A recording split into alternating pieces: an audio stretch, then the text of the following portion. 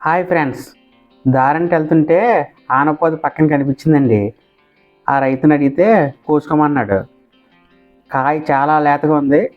దీని కూర ఎలా ఉందో చూద్దాం. సూపర్గా ఉంది. ఆనపకాయని చిన్నగా ముక్కలు కోసుకొని ఇలా రెడీ చేసుకొని పెట్టుకోవాలండి. తర్వాత పలుకులను కూడా తీసుకొని ఇలా వేపేసి అవి కూడా ఒక కప్పు వచ్చేలాగా రెడీ చేసి పెట్టుకోవాలి. వీటిని మిక్సీ పట్టాలండి. మిక్సీ అంటే కచ్చాపిచ్చ పట్టాలి, మరీ ఎక్కువ కాకుండా మరీ మెత్త కాకుండా పొడిలాగా ఉండేలాగా ఇలా ఉంది కదా, ఇలా పట్టాలన్నమాట. ఫ్రెండ్స్, ఒక్క లైక్ కొట్టండి ఫ్రెండ్స్. ఒక కప్పు ఉల్లిపాయ ముక్కలను రెడీ చేసి పెట్టుకున్నాం. అలాగే ఒక అరకప్పు పచ్చిమిర్చి ముక్కలు వచ్చేలా పెట్టుకున్నాం. ఇప్పుడు కూర వండుదాం పదండి. ప్యాన్ ఎడిక్కిన తర్వాత 3 టేబుల్ స్పూన్ ఆయిల్ వేసుకోవాలండి. 1 స్పూన్ గుడ్డు మినపప్పు కూడా వేసుకోవాలి. కాస్త కరివేపాకు కూడా వేసుకోవాలి. సన్నగా తరిగిన పచ్చిమిర్చి వేసుకోవాలి. పచ్చిమిర్చి ముక్కలు కూడా వేసేసుకుందాం. ఇవి కాస్త బ్రౌన్ కలర్ వచ్చే వరకు వేపుకోవాలి. అవి వేపుకున్న తర్వాత మనం ఆనపకాయ ముక్కలు కూడా వేసుకుందాం.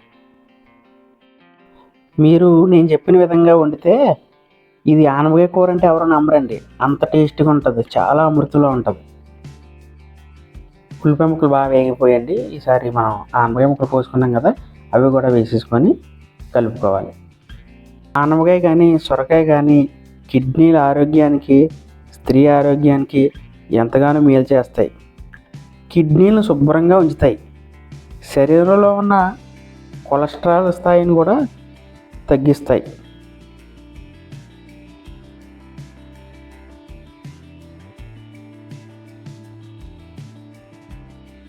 కాస్త పసుపును కూడా వేసుకోవాలి.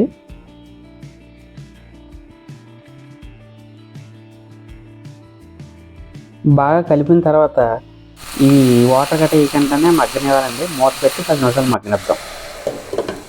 10 మినిట్స్ తర్వాత చూస్తే చూసారా, బాగా దగ్గరికి మగ్గిపోయింది. ఇంకా కొంచెం వాటర్ ఉంది.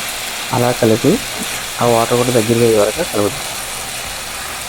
మనం ఎటువంటి వాటర్ కూడా వేయలేదండి. ముక్క చూసారా గట్టిగా ఉడికిందండి. పర్లేదు, సరిపోద్ది.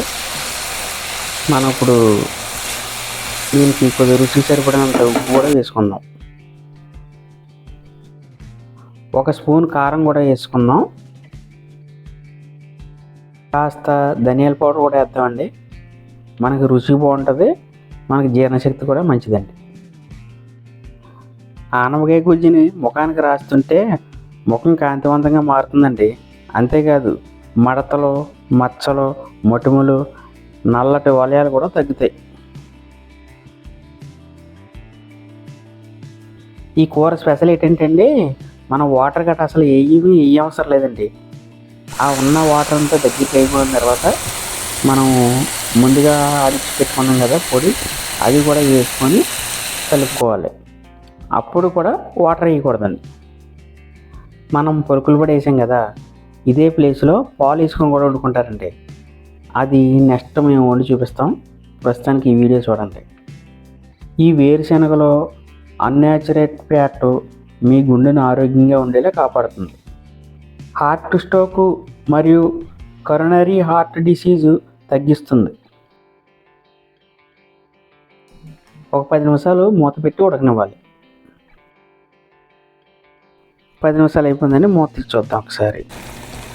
ఓకే, ఆయిల్ ఇలా పైకి తేలాలండి.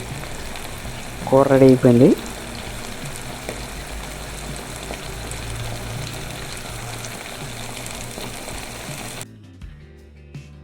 ఇది సర్వింగ్ బౌల్లో తీసి సర్వ్ చేసుకుంటే సరిపోద్దండి.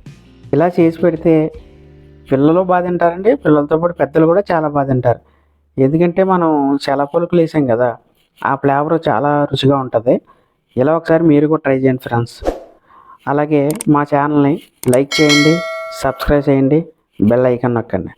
Thank you friends.